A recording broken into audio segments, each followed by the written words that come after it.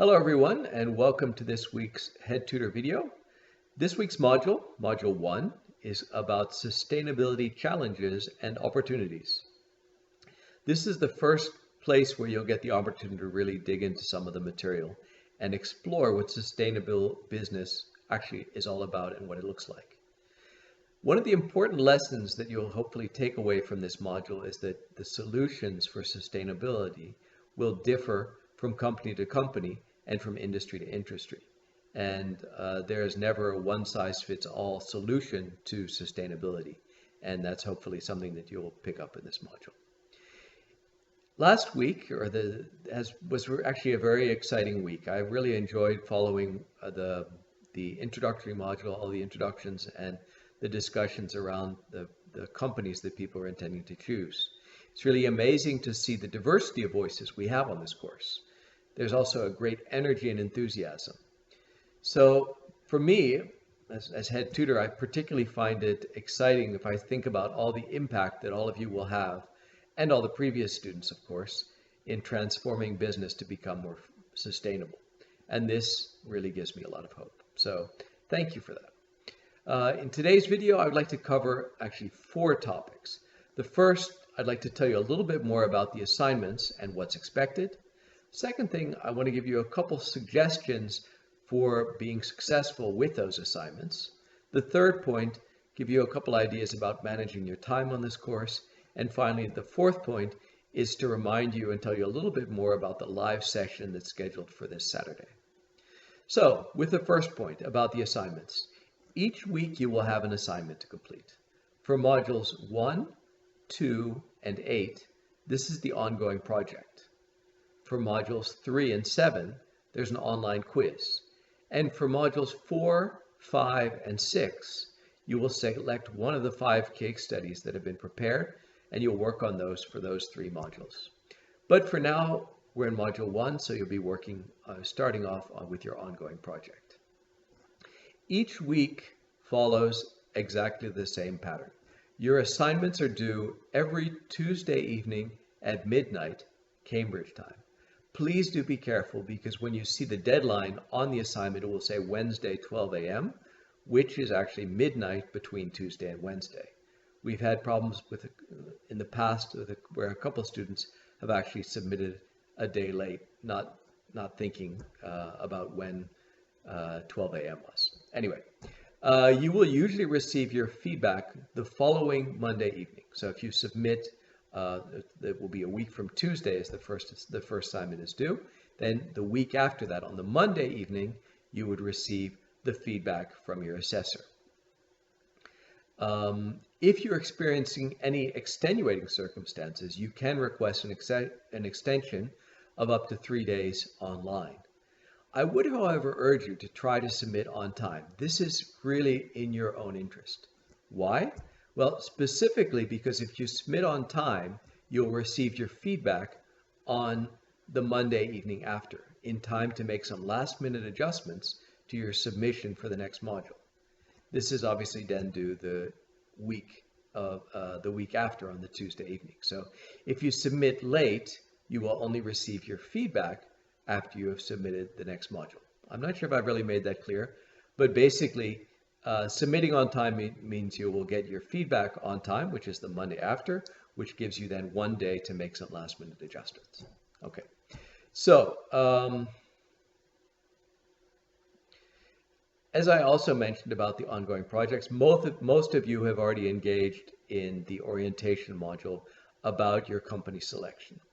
If you've not done that, then you can do that in the Module 1 discussion forum, which is specifically about assignments. We're asking about the content, but please do not wait to the last minute, because you do need the time to actually start writing and working on your project and doing the reading on the module. So that's why it's important to make sure you decide as quickly as possible about which company you want to use.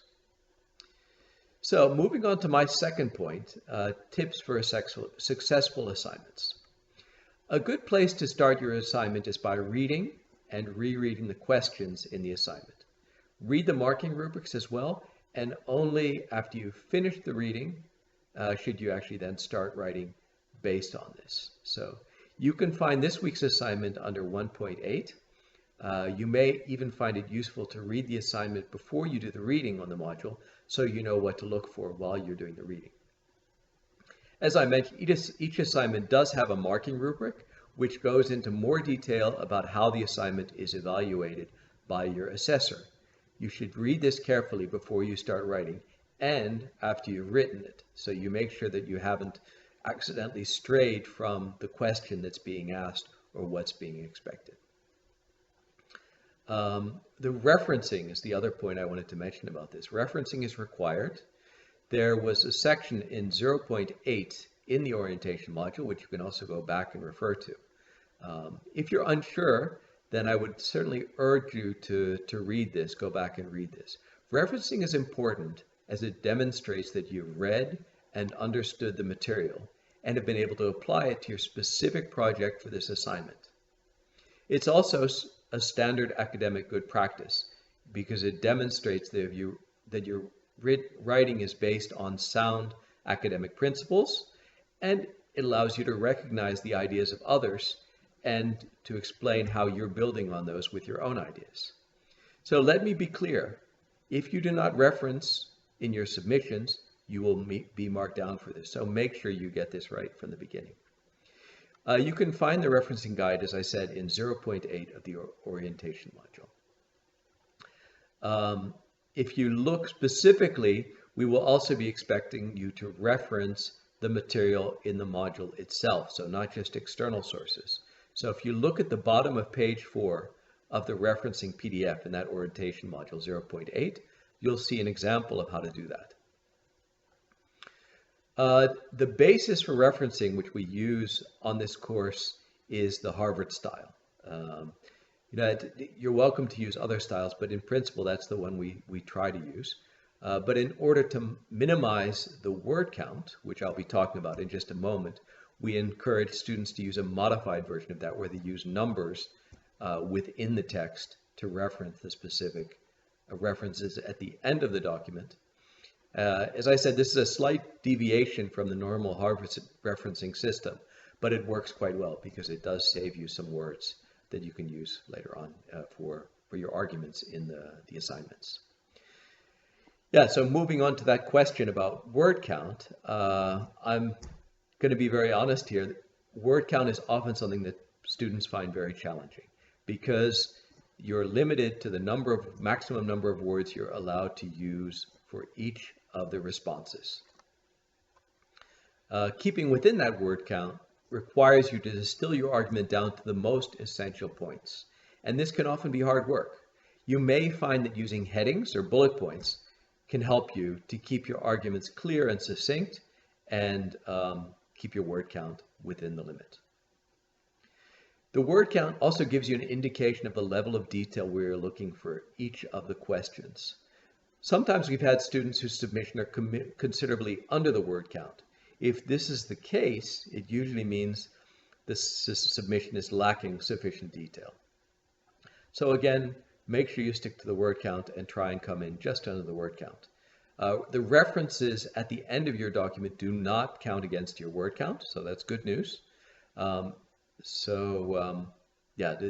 Don't feel like you have to choose between referencing and staying within the word count. So just make sure that you do use those little notes, those little numbers at the end of the section that you're referencing, or the quotes that you're referencing within the text, and that then refers back to the full reference at the end of the document. So moving on to my third point about time commitment. Most of the students who complete this course are extremely positive about the experience and the knowledge that they gain during the course. However, they also generally indicate that it's both time-consuming and challenging. Particularly if you're coming to the course with a full-time job or other responsibilities, time planning will be of the essence. To manage your time, make sure you focus on the graded activities that are marked as such in each module. You see a little green text next to it saying graded activities. Specifically, this is the ongoing project assignments throughout the course, and the case studies that I mentioned in modules 4, 5, and 6, and the quizzes in modules 3 and 7.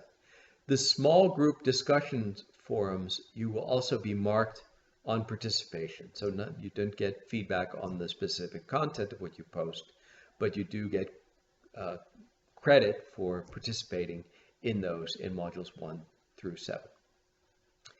If you're stretched for time, and many of you will be, I would urge you to download anything listed as additional reading or further reading. You can always return to this when you have more time later in the course or even after completing the course.